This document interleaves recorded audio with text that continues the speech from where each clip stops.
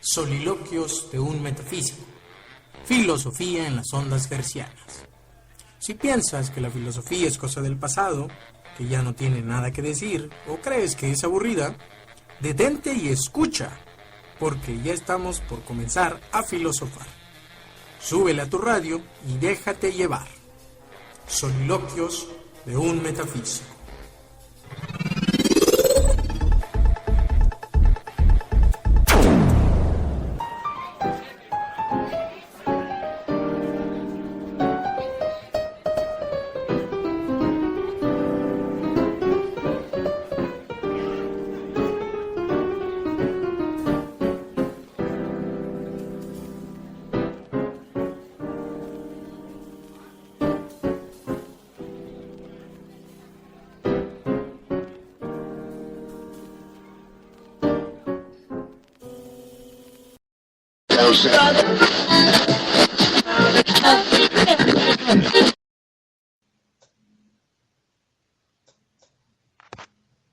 Muy buenas noches, estimados oyentes del programa de Radio Filosófico Soliloquios de un Metafísico. Como todos los martes y en punto de las 9 de la noche, te doy la más cordial bienvenida. Muchas gracias por tu atención. Mi nombre es Alberto Rafael León Ramos. Te saludo desde la ciudad de Jalapa, Veracruz, México, y estás en el programa de Radio Filosófico Soliloquios de un Metafísico. El tema del programa de hoy versará sobre el objetivismo y el subjetivismo. ¿Qué es el objetivismo? Vamos a definirlo, ver algunos ejemplos de él de una manera muy sencilla.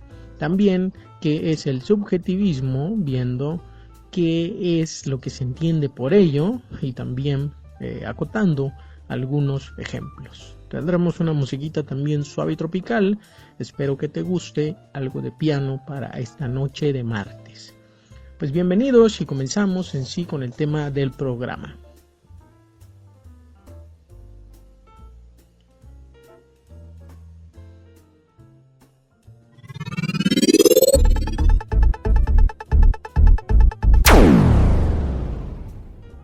En la realidad nosotros hablamos, nos comunicamos, nos expresamos y entendemos fácilmente a las personas de una manera que muchas veces no queda duda de lo que queremos decir, expresar, de lo que queremos mencionar, de lo que queremos escribir.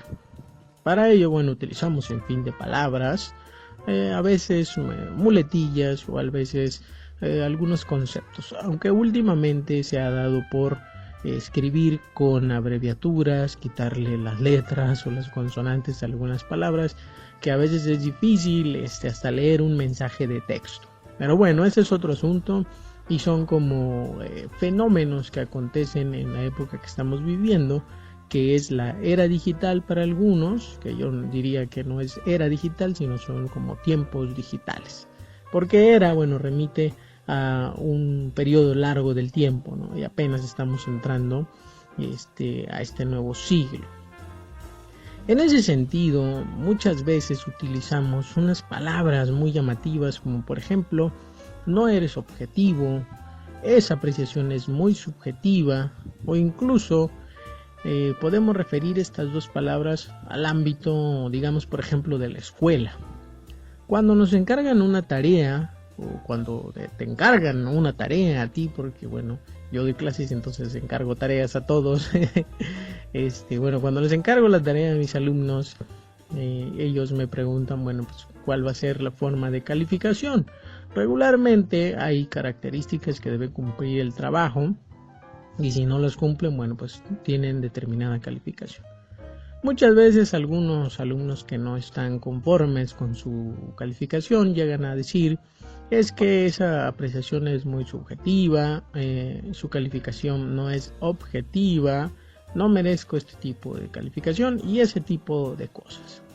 Esto me ha llamado mucho la atención porque enfoca un área de la filosofía y del saber, que es por un lado la epistemología la teoría del conocimiento, y por otro lado también incursiona en el ámbito de la nociología, el conocimiento, tomar el conocimiento de manera general, y también incursiona en la axiología, la teoría de los valores, qué es lo bueno, qué es lo malo, qué es lo positivo, qué son los mismos valores, si los valores valen por sí, son impuestos, son producto de la tradición, todo ese tipo de cosas.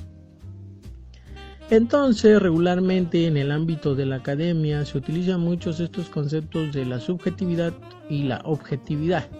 Pero bien, más allá de eso, ¿qué nos puede decir la filosofía a través de sus autores y sus representantes más destacados sobre lo que sea la objetividad y la subjetividad? Bueno, si nos centramos a este ámbito del conocimiento, podemos decir primeramente que la objetividad y la subjetividad podrían delimitarse en los campos, por un lado, de la ciencia. Vamos a empezar por la ciencia, y ahí es donde se presume que todos los resultados que se dan en ella son meramente objetivos, es decir, son válidos y universales. Bueno, pues prueba de ello arguyen los científicos son las teorías, las leyes, los axiomas y todos los productos que de ella emanan, porque dicen que tienen un método, que es el método científico, y también dicen que que esta disciplina del conocimiento, esta área del conocimiento, no tiene error. Y como no tiene error, pues se le puede imputar que es objetiva. En ese sentido, la otra parte es la del subjetivismo.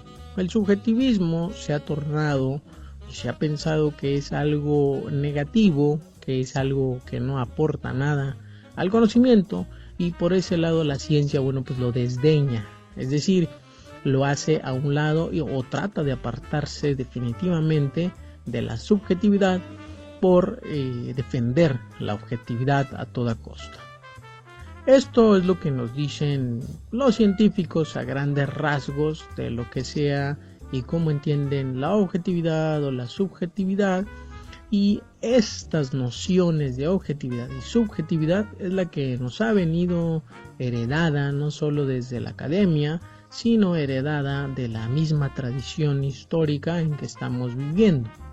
Si le hacemos un sondeo muy rápido en la calle y le preguntamos a las personas cuál es la disciplina que nos da el conocimiento, la mayoría no dudará en decir que es la ciencia, porque es objetiva y posee un método si le remitimos a que digan el por qué. Es decir, la ciencia es la que no se equivoca y la que tiene un método, ni la que tampoco puede aceptar en su corpus una subjetividad, porque hace denotar que esta subjetividad es mala, que aquello que sea subjetivo no es muy bueno del todo y debemos de evitarlo. Pues bien, estas nociones las pasamos a la vida cotidiana y podemos decir que lo bueno, lo positivo, lo deseable es lo objetivo. ¿Por qué es lo objetivo lo deseable?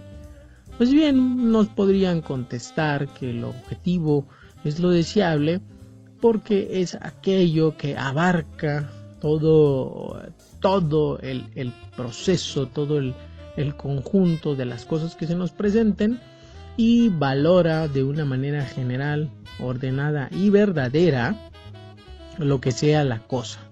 Es decir, si nos vamos al campo de la educación, tendríamos que abogar por una teoría objetiva que no tenga nada de rastros subjetivos que lo tildan como malo, y sería más aceptada esa teoría objetiva si se demostrase que no tiene rastros de subjetividad, dado que es un problema esto que sea ser subjetivo, ¿no? Entonces el humano pues trata siempre de buscar lo objetivo como lo deseable.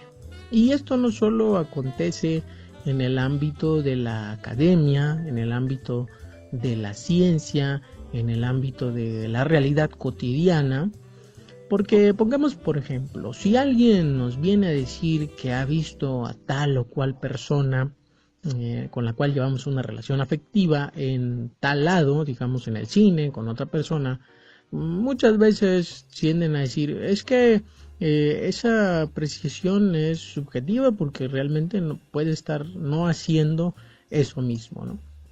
Y entonces se trata de buscar la objetividad o de buscar la verdad y no dejarse llevar por creencias o subjetividades. Incluso un ejemplo más vano de lo que sea, de cómo utilizamos las palabras objetivo o subjetivo, es en un equipo de fútbol, para decir, los Tiburones Rojos del Veracruz son el mejor equipo de México. Y alguien diga, no, el mejor equipo de México son las Águilas del América. Entonces ahí entra en disputa los diferentes pseudo argumentos para decir qué equipo es el mejor, si los Tiburones Rojos del Veracruz, porque vivimos aquí en Veracruz, o si las Águilas del América, si vivimos allá en México, ¿no? Creo, no sé muy bien de fútbol, pero algo de eso hay. Entonces empiezan a esgrimir argumentos, uno para decir que ha ganado muchas copas, el otro que los jugadores son mejor pagados y cosas de esas. Entonces un tercer sujeto que esté oyendo la discusión podría decirnos, sus argumentos son totalmente subjetivos, refiriéndonos a que son posturas personales y erradas hasta cierto punto del tema que estemos tratando, que en este caso sería, digamos, el fútbol o el básquetbol o el béisbol o cualquier otro deporte. Si hacemos otro ejemplo, digamos, de los libros. Pues bien, si le preguntamos a alguien cuáles son tus 3 libros favoritos y no sabe contestar, bueno, pues ya no le podemos hacer la pregunta de qué es la subjetividad y la objetividad, porque pues no sabe ni qué contestar cuáles son los 3 libros más importantes que han marcado su vida. Pero bien, si hablamos de libros con otra persona que no sea esa persona, le podríamos decir cuál es el mejor libro de la historia. Y bueno, muchos podrían decir pues que es la Biblia, otros podrían decir que son los de Harry Potter, otros podrían decir que son los libros de Coelho, otros podrían decir que son los de Connie Méndez, el libro vaquero, yo qué sé, ese tipo de cosas. Entonces nos podrían replicar, tu apreciación es muy subjetiva. Y en ese sentido, ¿qué nos están denotando? Bueno, pues que nuestra respuesta no encaja en los caracteres de una respuesta hasta cierto punto válida, verdadera, porque no es objetiva. Recordemos el ejemplo de la ciencia. Entonces, todo aquello que tenga que ver con la individualidad, con las preferencias, con las creencias de alguien, con el entorno donde te haya vivido y que remita a una respuesta de este tipo, pues nos dirán que son cosas subjetivas y muchas veces lo subjetivo no es nada agradable para las personas. Pero bien, después de buscar y bueno, de dar todos estos ejemplos en la escuela, en la academia, en la vida cotidiana, en los deportes, ¿qué es esto de lo objetivo y qué es esto de lo subjetivo? Bien, lo subjetivo sería creer o pensar que las cosas son o existen solo cuando el sujeto las observa o las percibe. Lo subjetivo y lo objetivo entran en varios campos del conocimiento, desde la epistemología, la teoría general del conocimiento, la estética, la ética, la axiología y demás campos, hasta en la vida cotidiana, en la vivencialidad, en el factum, diría el buen Heidegger. Bien, entonces, como le decía, lo subjetivo es creer o pensar que las cosas son o existen solo cuando el sujeto las observa o percibe. Esto, en términos cristianos, como les digo a mis alumnos, es pensar que solo aquello que veo o escucho existe. Pero, ¿dónde existe? Bueno, pues en la realidad. Es decir, si ahorita imaginémonos que estamos en un salón, solo va a existir aquello que veamos en el salón. Es decir, solo podremos ver las bancas, el pizarrón, a los mismos compañeros, las ventanas, el color del salón, el mobiliario, solo existe en cuanto es percibido por el sujeto que está realizando esta acción. En ese sentido, se diría que esto es la subjetividad, aquello de lo cual depende la existencia que no le es dada todavía por el hombre, el agente activo. Y bien, en contraposición, tendríamos que definir qué es lo objetivo. Ahora bien, lo objetivo es creer o pensar que las cosas solo existen independientemente del sujeto o la persona. Es decir, las cosas tienen independencia propia, son o existen por sí mismas, per se, y no necesita de que alguien las perciba para existir ónticamente, existir en el mundo, para que estén presentes en cualquier forma, en cualquier estado, en la realidad, en la cotidianidad. Estas dos posturas, de manera muy general, porque entrar en el debate del objetivismo y el subjetivismo llevaría fácil un coloquio de unas varias semanas, porque hay argumentos a favor del objetivismo y a favor del subjetivismo. También hay autores que hablan de lo subjetivo y hay autores que hablan de lo objetivo. Si tomamos esta definición breve que les he tratado de dar de la manera más sencilla posible, por un lado, lo objetivo es aquello que existe independientemente de si se le capta o no. Las cosas son reales por sí. Y lo subjetivo es aquello que va a depender de que el sujeto lo capte o lo perciba. Por ejemplo, aquel viejo koan o aquel viejo acertijo que dice: si estamos en un bosque y un árbol cae, ¿hace ruido o no hace ruido? Pues el objetivismo diría que efectivamente hace ruido porque las cosas, los seres, la realidad existe independientemente del sujeto o la persona. Entonces, si un árbol cae, pues efectivamente hace ruido porque existe independientemente de que se capte el ruido o no. Pero bien, está la otra parte, el subjetivismo, que diría que el ruido no existe porque no hay nadie que la capte o lo perciba, dado que las cosas reales solo existen solo cuando son percibidas por un sujeto o persona. Aquí hay dos respuestas diferentes y contrarias, saben, como las antinomias puras de la razón. Estas antinomias puras de la razón vienen en la Crítica de la Razón Pura que escribió Immanuel Kant, si no mal recuerdo, en la parte de la analítica trascendental, donde empieza a describir qué es una antinomia. Básicamente una antinomia es es un argumento que se puede refutar y que se puede negar y que los dos son muy verdaderos. Entonces, bueno, las antinomias son 4 según Kant. Tienen esta característica. Pues bueno, en este ejemplo parece que se da una antinomia entre el subjetivismo y el objetivismo, con aquel acertijo o koan, si le queremos llamar en un sentido muy oriental, muy de filosofía zen. Saludos a todos los de Montaña Despierta. Unos dirían que sí existe el ruido, otros dirían que no existe el ruido.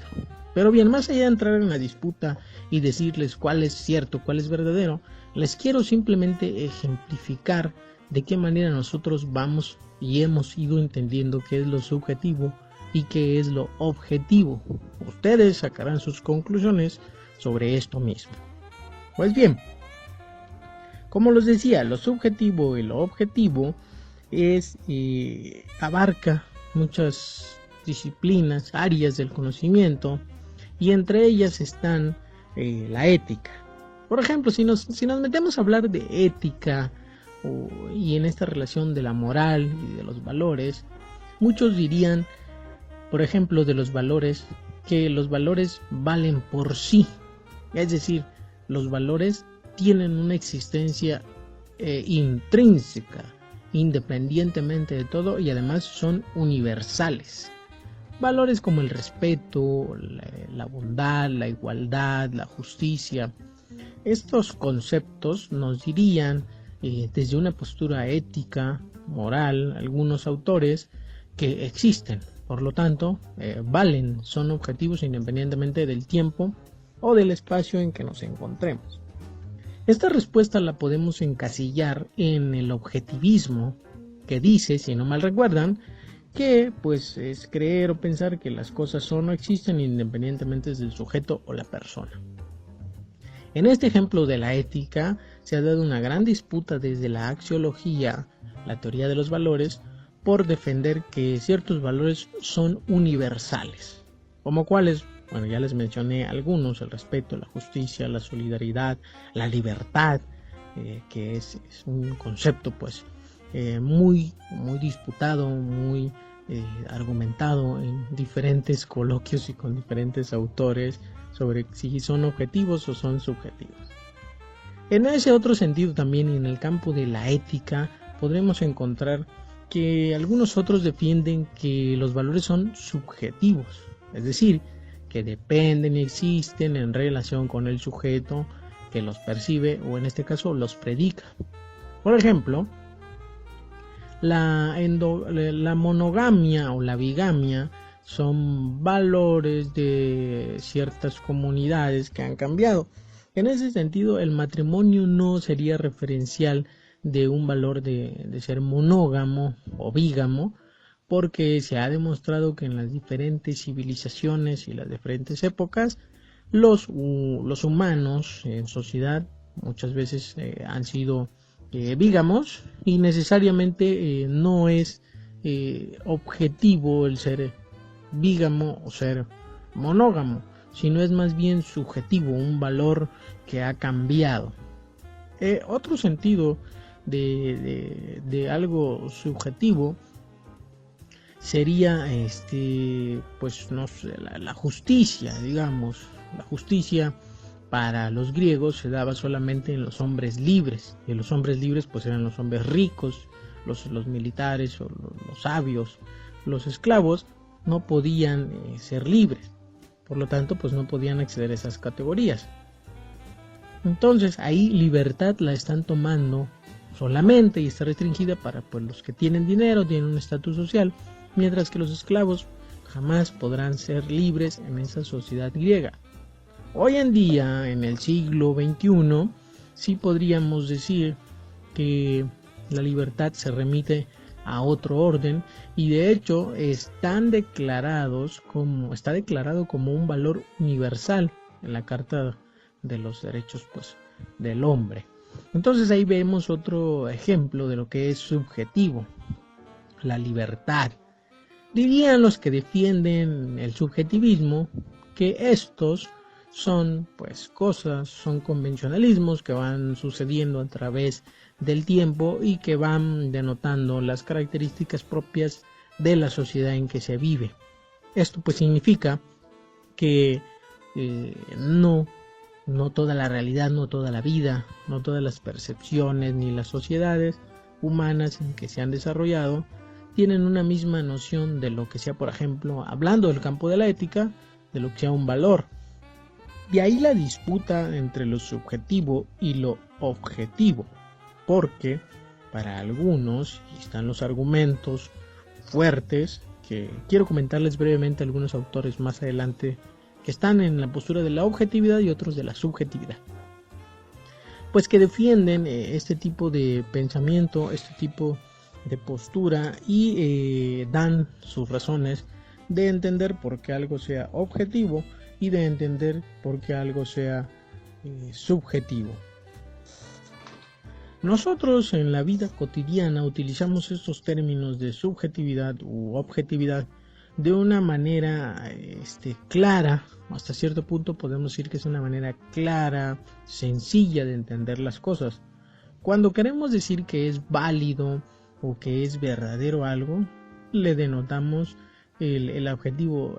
Eso es objetivo, y por tanto es irrefutable, o es objetivo porque lo ha demostrado la ciencia, y es subjetivo porque solamente lo cree una persona o un grupo de personas, entraría la intrasubjetividad, y entonces estamos siempre en esta ambivalencia de lo objetivo y de lo subjetivo, de lo de adentro, la subjetividad, y de lo de afuera, la objetividad, que parece que tiene más valor o que no tiene más valor. La sociedad en que nos vamos desenvolviendo, esto es lo que nos ha enseñado, incluso la escuela nos la enseña como el proceso donde está el sujeto, el objeto, y el conocimiento se gesta en esta relación de sujeto-objeto, en donde uno intercambia información del otro, el otro la recibe, la racionaliza, la procesa y ¡pum!, por arte de magia, a través de una inteligencia o de una razón. La inteligencia y razón son cosas diferentes, ya lo veremos en otro programa. Se gesta el conocimiento. Ese es el esquema básico y sencillo que nos han enseñado en la vida, que nos han enseñado en la escuela, que es muy reducido para entender lo que sea lo subjetivo y lo objetivo, porque hay un sinfín de problemas muy grandes que resolver antes de imputarle algo que sea objetivo o que sea subjetivo. Más allá de eso, hay posturas filosóficas, hay autores que han hablado de ese tema largamente y que no es menester aquí mencionar, porque solamente deseo darles una visión general de lo que sea lo subjetivo y lo objetivo a través de ejemplos sencillos. Pero bien, llegados a este punto, los quiero dejar con una canción muy sabrosona para esta noche de martes, y después de eso nos vamos con las recomendaciones de las páginas y la recomendación de los programas que pueden escuchar para aumentar su conocimiento, su saber y luego su conocimiento de manera muy personal, y disfruten de ciertas cosas que tenemos disponibles en la web. Pues muy bien, vámonos a la canción y regresamos con el tema del objetivismo y el subjetivismo.